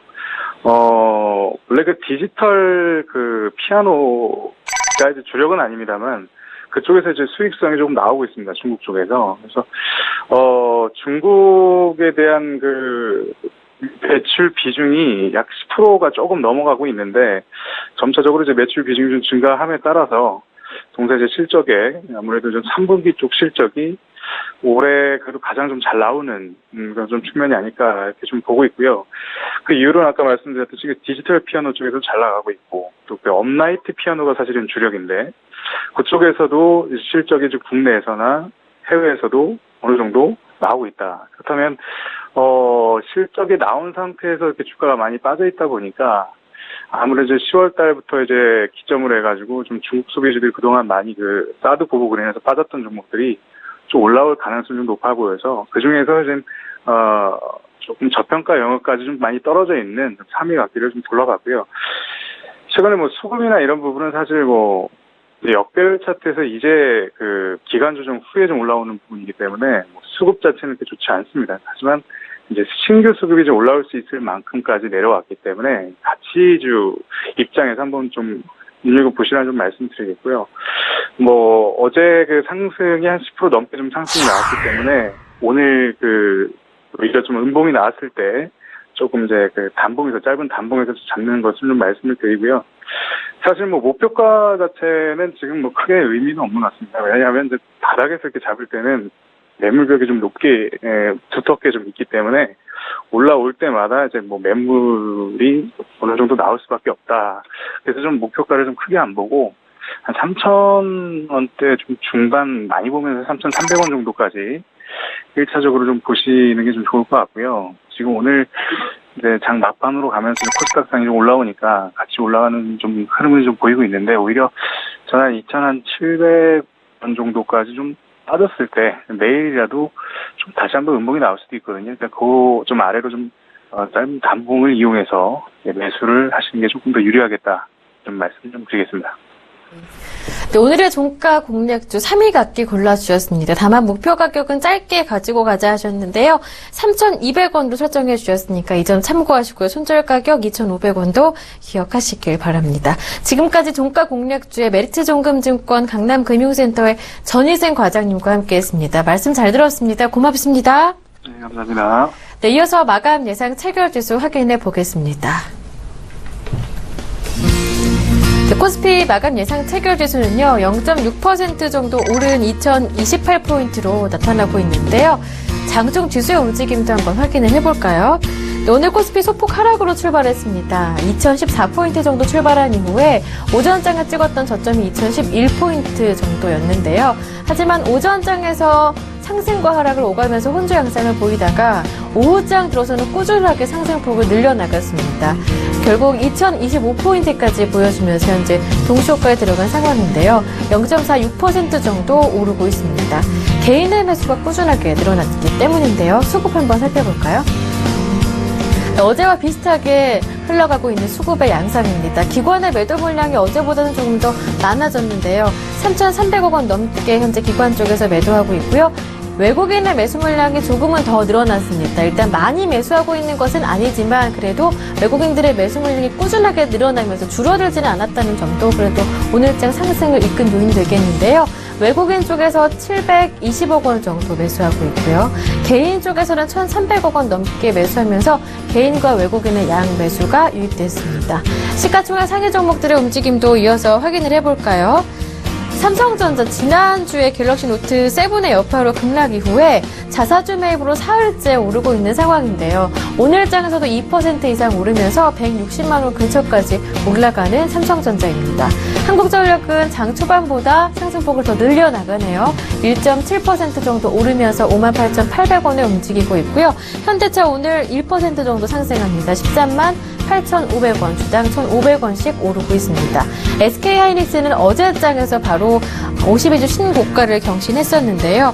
어제 장중에 찍었던 신고가가 39,450원. 이 부분에서 크게 밀려나지 않는 SK하이닉스의 강한 모습이죠. 오늘도 0.1% 정도 밀리지 않는 흐름이 나타나고 있습니다.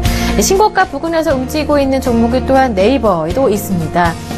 일단은 52주 신고가 부근에서 크게 밀려나지는 않고 있다라고 볼 수 있겠는데요. 일단 3분기 실적 기대 그리고 라인 성장 기대 속에 계속해서 주가는 고가 부근에서 있는 상황입니다. 2% 정도 오늘 하락하고 있는데요.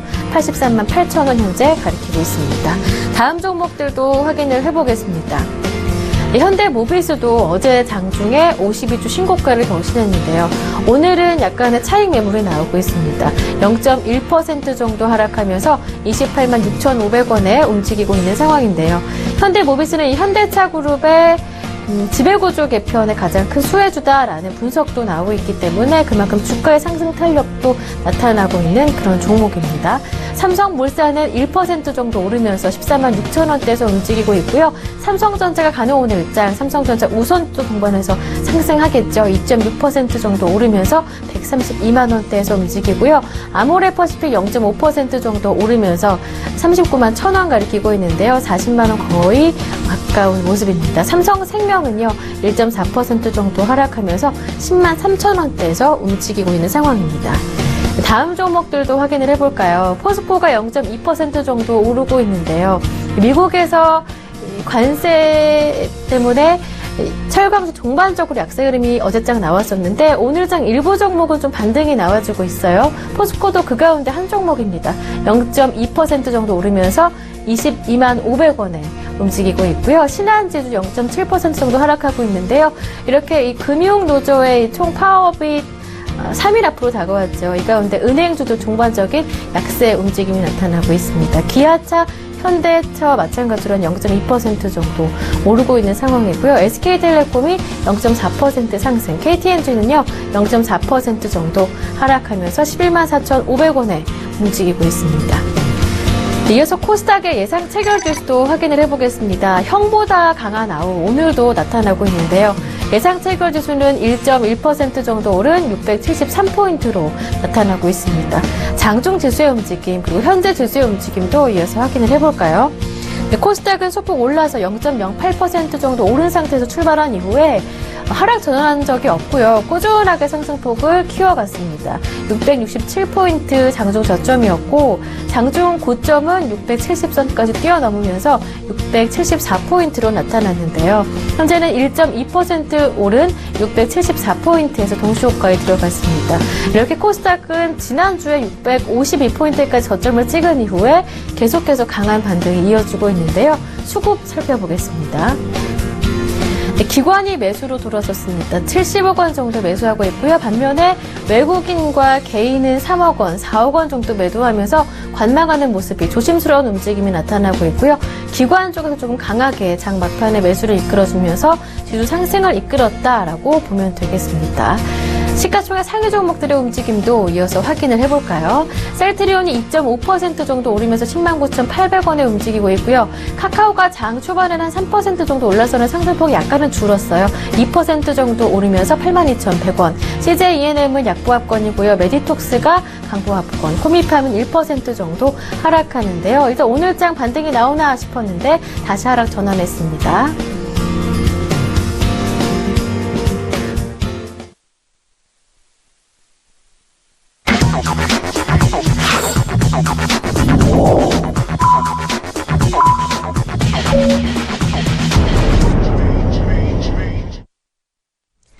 네, 9월 22일 화요일장 클로징벨이 울렸습니다.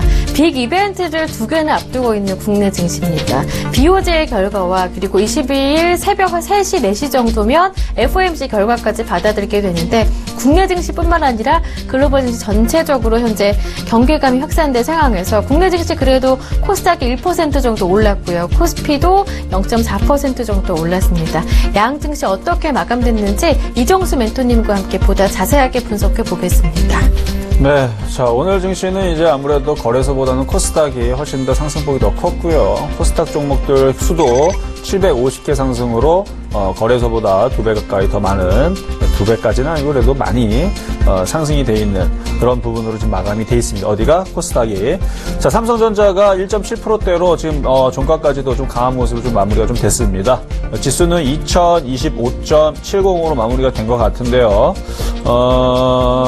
아무래도 이제 경계감이 좀 있지만 그동안 시장이 좀 빠져 있었고 그다음 우리나라 좀 장이 쉬었고 뭐 해외 증시도 무너지고 있는 상황이 아니었기 때문에 좀 반등세를 좀 준 것 같은데 여러분한테 이런 말씀을 좀 드리면 좀 찬물을 끼울 수 있겠지만 오늘 장중 수급을 보게 되게 되면 일단 좋은 얘기는 무슨 얘기냐면 개인들이 코스닥의 수급을 보게 됐을 때 개인들이 코스닥을 순매수했던 부분을 다 손절을 해버렸습니다. 다 매도를 해서 지금 순매도 전환이 돼 있고 기관들이 조금 더 사고 그 다음에 외국인들이 막판에 순매수 전환이 돼 있네요. 지금 이제 수급이 지금 체크가 됐는데 외국인들도 종가 막판까지만 해도 살짝 많이 줄였죠. 마이너스 4억이었다가 지금 이제 11억 정도 이제 순매수 전환이 돼 있는데 여러분들 뭘 보여드리고 싶은 거냐면 이제 프로그램을 좀 보셔야 됩니다. 지금 프로그램 매수가 지금 장 끝나면서 어떻게 됐나 봤는데 이제 조금 줄이긴 했는데 거래소 코스피 같은 경우 이제 프로그램으로 2,700억을 쏟아냈습니다.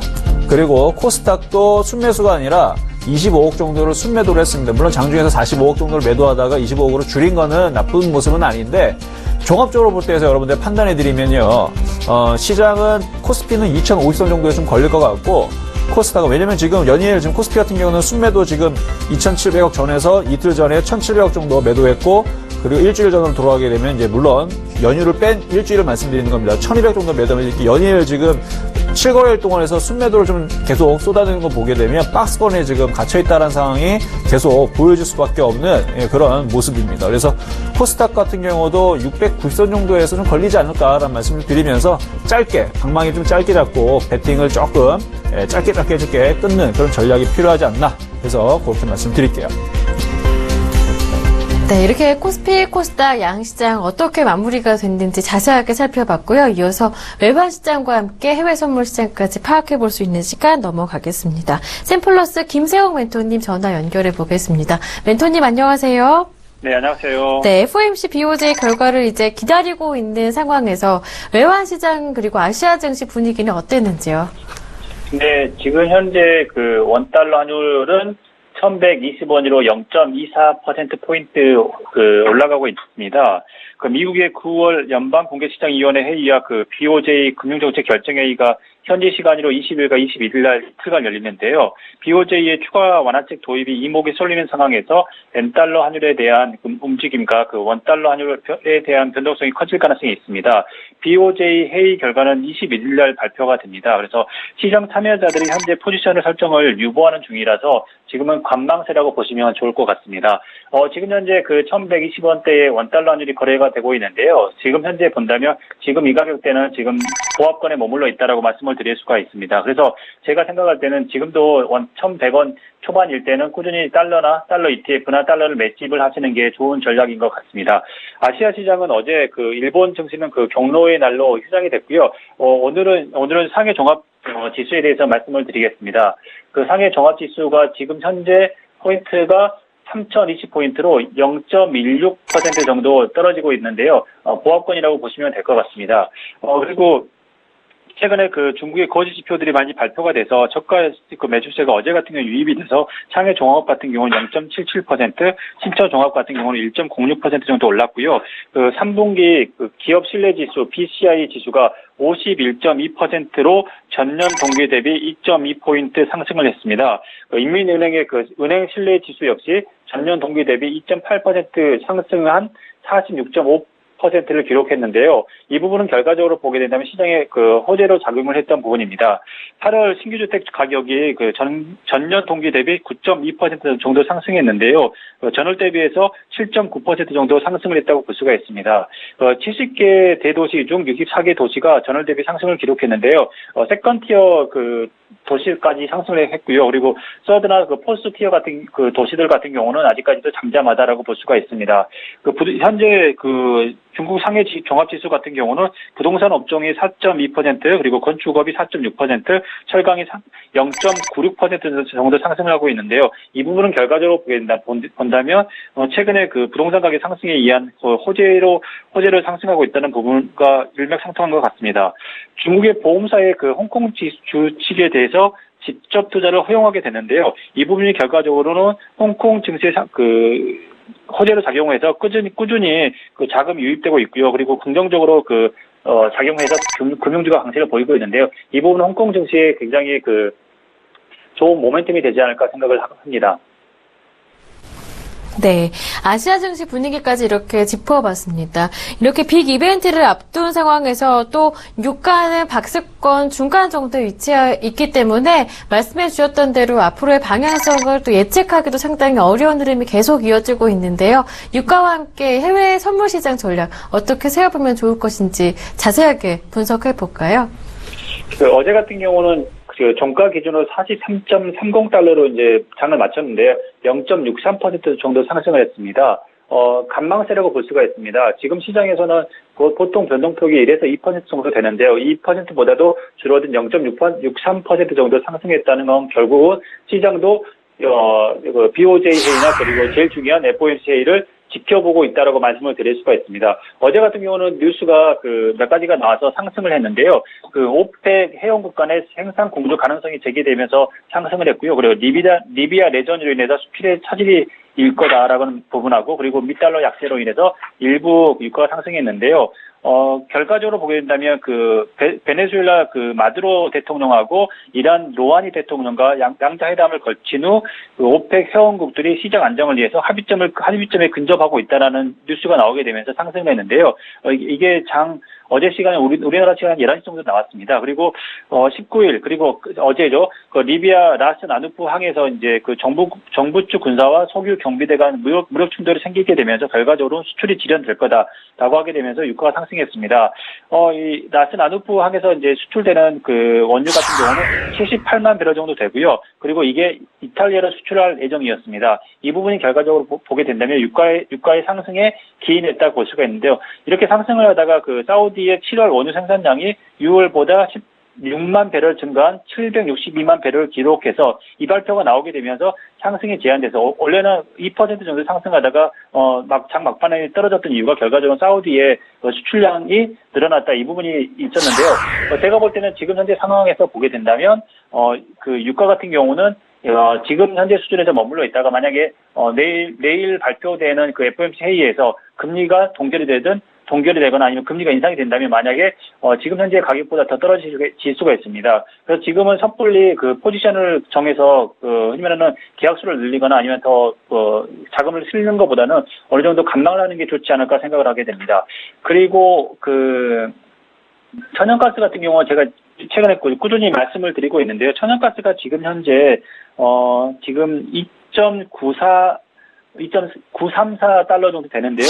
어제 같은 경우 0.47% 정도 하락을 했습니다. 이 부분은 결과적으로 보게 된다면 지금은 천연가스 같은 경우는 2.7달러에서 3달러에 머물러 있는 박스권 장세라고 볼 수가 있는데요.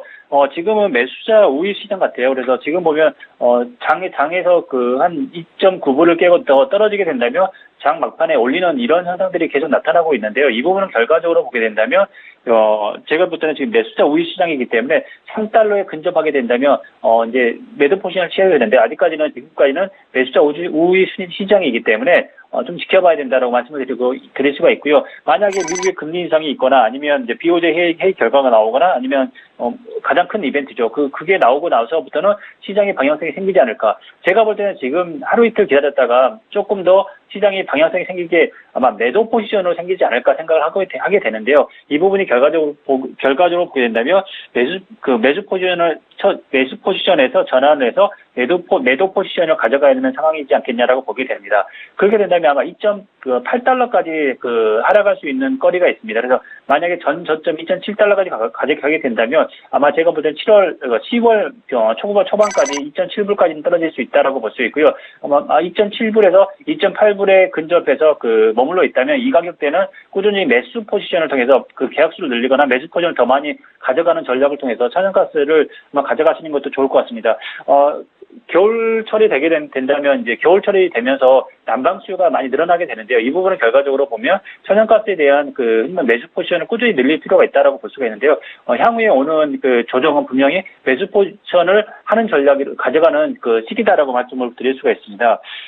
그리고 최근에 이제 제 같은 경우는 잠깐 호주 달러에 대해서 이야기를 해드렸는데요. 오늘 같은 경우는 호주 달러가 0.01% 정도 떨어져서 0.752를 기록하고 있는데요. 지금 현재 수준은 어느 정도 바닥권에 머물러 있다고 볼 수가 있고요. 호주 달러 같은 경우는 증거금이 1,980달러 정도 됩니다. 그래서 굉장히 일반인들이 투자하기에 괜찮은데요. 제가 볼 때는 꾸준히 상승할 수 있는 모멘텀이 있기 때문에 제가 볼 때는 좀 가져가는 것도 좋지 않을까 생각을 하게 됩니다. 해외 선물 중에서 오늘 같은 경우는 이제 니케이나 아니면은 엔화는 강세가 되고 있는데 이 변동폭 굉장히 미미합니다. 0.1% 정도 강세인데요. 엔화 강세인데요. 이 부분은 결과적으로는 시장은 크게 포지션을 정해두지 않고 있다라고 볼 수가 있습니다. 마지막으로 투자 전략에 대해서 말씀을 드리면 원달러 환율 같은 경우는 가을은 꾸준히 매입해라. 그리고 상해 종합지수 같은 경우는 박스권 상세에 머물러 있기 때문에 특별한 모멘텀이 없지 않는 이상 박스권 거래를 하시는 게 좋을 것 같고요. 유가는 지금은 데이 트레이딩 전략 어제도 말씀드렸는데요. 좀 많이 떨어졌다 싶으면 샀다가 다시 좀 오르면 팔면 그리고 팔게 되고요. 오버나이트 하는 시기는 아닌 것 같습니다. 그리고 내일 발표되는 원유 재고도 있고요. 그리고 내일 또 발표되는 FOMC 회의 결과도 있고요. 그리고 BOJ 회의 결과도 있기 때문에 지금은 제가 볼 때는 포지션을 늘려서 한 곳의 방향으로 가는 것보다는 흔히 말하는 지금은 반전하고 아니면 지켜봐야 된다. 만약에 어느 정도 많이 떨어졌다고 싶으면 매수는 하겠지만 그래도 결과적으로 보게 된다면 감을 익히는 차원에서 하는 게 좋지 않겠냐. 그리고 만약에 어느 정도 심리적으로 좀 안정을 갖고 싶으신 분들은 좀 지켜보는 게 좋을 것 같습니다. 그리고 현역가스 같은 경우는 하루 정도 제가 볼 때 더 기다렸다가 매도 포지션 가져가는 게 좋을 것 같습니다. 네, 이상입니다. 네, 이렇게 해외 선물 시장 전략까지 모두 세워봤습니다. 지금까지 샘플러스 김세용 멘토와 함께했습니다. 말씀 잘 들었습니다. 고맙습니다. 네, 고맙습니다. 네, 이어서 내일장의 주요 일정 확인해 드리겠습니다. 네, 미국에서는 현지 시각으로 20일부터 이틀간 연방공개시장위원회 회의를 개최합니다. 회의 결과는 현지 시각으로 21일 오후 2시, 한국 시간으로는 20일 새벽 4시에 발표를 하게 됩니다. 네, 오늘부터 열린 BOJ 통화정책회의가 오는 21일 종료를 하게 되는데요. 이날 자산 매입 규모 및 금리 결정에 대해서 발표할 예정입니다. 시간은 정오 정도가 되니까요. 결과 체크해 보시고요. 오는 21일 한국은행은 8월 생산자 물가지수를 발표합니다. 또 영국이 현지 시각으로 21일에 9월 산업 동향을 발표하니까요. 이 결과도 체크해 보시길 바랍니다. 네, 이렇게 내일장의 주요 일정들을 살짝 살펴봤습니다. 이정수 멘토님이 보시기에 중요한 건 어떤 것들이 있는지 포인트를 조금 잡아보면서 내일장 전략도 세워볼까요? FOMC 회의 여러분들 매일같이 열리고 있기 때문에 매일은 아니지만 그래도 한 달에 한 번씩 계속 열리고 있고 이렇게 자주 이슈가 되다 보니까 여러분 좀 지겨울만도 한데 이번 같은 FOMC는 여러분 좀 두고 보실 필요가 있습니다. 왜냐하면 시장이 변곡점으로 온 상태에서 악재가 부과가 됐을 때에서 악재가 반영이 된다 그러면 시장이 빠지기 위해서 약세 흐름을 좀 전환이 되는 부분이다라고 여러분이 인식하시면 좋을 것 같고요. 만약에 좋은 얘기가 나왔는데도 불구하고 또 약하다. 그럼 그것도 마찬가지 약한 흐름의 시장이다라고 보시는 거고, 반대로 약한데도 약한 얘기, 그러니까 별로 안 좋은 얘기가 나왔는데 시장이 강한다라든지 호재가 나와서 강하게 움직인다라든지 그런, 그러니까 변곡점에서 나오는 뉴스에 대해서 지금 면역 강도가 굉장히 세다, 약하다. 여러분 그 정도는 여러분들이 아마 판단하실 수 있을 겁니다. 그래서 그 내용이 뭐냐가 중요한 게 아니고 그 내용이 나왔을 때에서 시장의 면역 정도가 어느 정도 강도를 갖고 있느냐, 조금의 악재를 가지고 시장을 강하게 흔들 것이냐, 이런 부분을 보면서 이번 FOMC에서 무슨 얘기가 나오는지 좀 촉각을 좀 세워보시는 게 중요할 것 같습니다. 네. 2050선 돌파할 것이고, 그리고 코스닥 680선 돌파가 가능하다는 말씀해 주셨는데, 어떠한 종목들을 구체적으로 접근해 보는 게 좋을 것인지, 시기는 어느 정도로 잡아보는 게 좋을 것인지, 앞서 또 방송 진행하시면서 단기적인 반등만을 예상할 수 있다 하셨었거든요. 네. 자, 이제 내일장 좀 전략을 좀 말씀을 드려보면요. 일단 지수가 2050선 정도에서 끝일 것인지 돌파가 될 것인지 여부를 좀 살펴보셔야 됩니다. 코스닥도요. 한 번만 더 오면 608선을 돌파가 되는데 608선을 돌파하게 되면 609선이 남아있죠. 이렇게 올라갈 때 여러분 확인하셔야 될 게 수급입니다. 지금 계속 수급이 꼬여있다 말씀을 드리는데 장 마감까지도 수급이 그래도 매수세로 전환이 되긴 했습니다. 근데 매수세가 11억이에요. 외국인들이 11억 샀습니다. 강력하게 올라가기 위해서 산 것 같지는 않죠? 그러니까 지수가 오늘 올라가는 데 있어서 어느 정도 좀 도움이 됐지만 지수가 계속 연속적으로 가기에는 아직은 수급이 부재가 돼 있는 상황이기 때문에 수급이 계속 들어오는지 확인하셔야 되고, 종목을 지금 매수하시는 것들은 굉장히 짧게 접근하셔야 됩니다. 어떤 업종, 어떤 코스닥, 어떤 중소형주, 어떤 대형주를 접근하시는 간에 굉장히 좀 짧게 접근하셔야 돼요. 그러니까 즉 지금 구간은 굉장히 매매가가 어떻게 보면 굉장히 까다로운 구간입니다. 어저께와 그저께 사이에서도 바닥에서 못 샀던 분들이 지금에서 이제 매수하시면 굉장히 어렵거든요. 반면에 만약에 지수가 반등을 줄 때 강력하게 2008선과 2050선을 돌파를 할 때 기관과 외국인이 강하게 들어와줬다. 그때에서는 여러분들 갖고 있는 종목들 이것저것들 다 반등을 주고 움직입니다. 다시 반대로 얘기하면요. 2050선을 돌파하고 608선을 돌파하고 강하게 움직이게 되면요. 여러분들이 갖고 있는 종목들 다 움직일 것 같습니까? 안 움직여요. 왜? 지금까지 여러분들 당하셨고 지금까지 여러분들 보셨잖아요. 지수가 올라가도 가는 애들만 가고 안 가죠? 자, 그러면 결국은 지수가 반등을 주고 올라가게 되면 다 종목이 올라가는 게 아니고 못 올라갔던 종목들이 이제 순환매가 나오면서 좀 빨아 올라갈 수 있는 종목들이 생기게 되는데, 그러한 종목들 여러분들이 단타로 단기적으로 매매로 접근하시는 게 좋아 보입니다. 그래서 그런 종목들 공략을 하셨다가 그 종목들이 쭉 반등을 올라갔을 때에서 지수가 2100으로 넘어간다.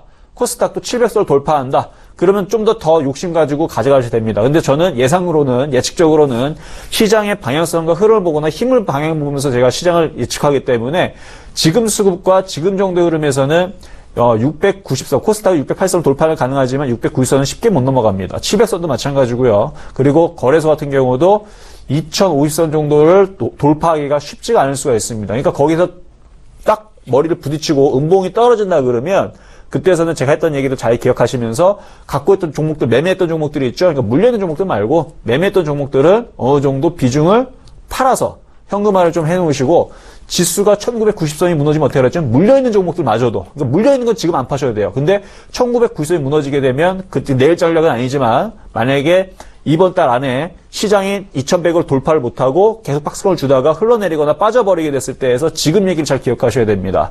1990선이 무너지게 되면 그때는 물려있는 종목들마저도 비중을 30에서 50% 어느 정도 덜어내셔야지만 여러분들이 자산을 지킬 수 있다. 그래서 내일장 전략과 그 이후의 흐름도 좀 말씀을 드렸습니다. 네, 결국 지수와 함께 또 외국인 기관의 수급을 잘 살펴봐야 하는 장이 이어지겠다라고 정리해 볼 수 있겠습니다. 지금까지 샘플러스 이정수 멘토와 함께했습니다. 말씀 잘 들었습니다. 고맙습니다. 네, 감사합니다. 네, 오늘장, 내일장 저희가 준비한 내용은 여기까지입니다. 저는 수요일인 내일 다시 인사드리도록 하겠습니다. 함께해 주신 여러분 고맙습니다.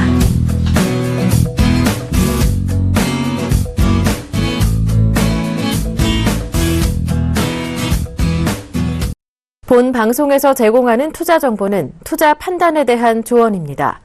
방송에서 제공하는 주식의 가치, 가격 상승 및 가격 하락에 대해서는 방송사에서 보장하지 않습니다.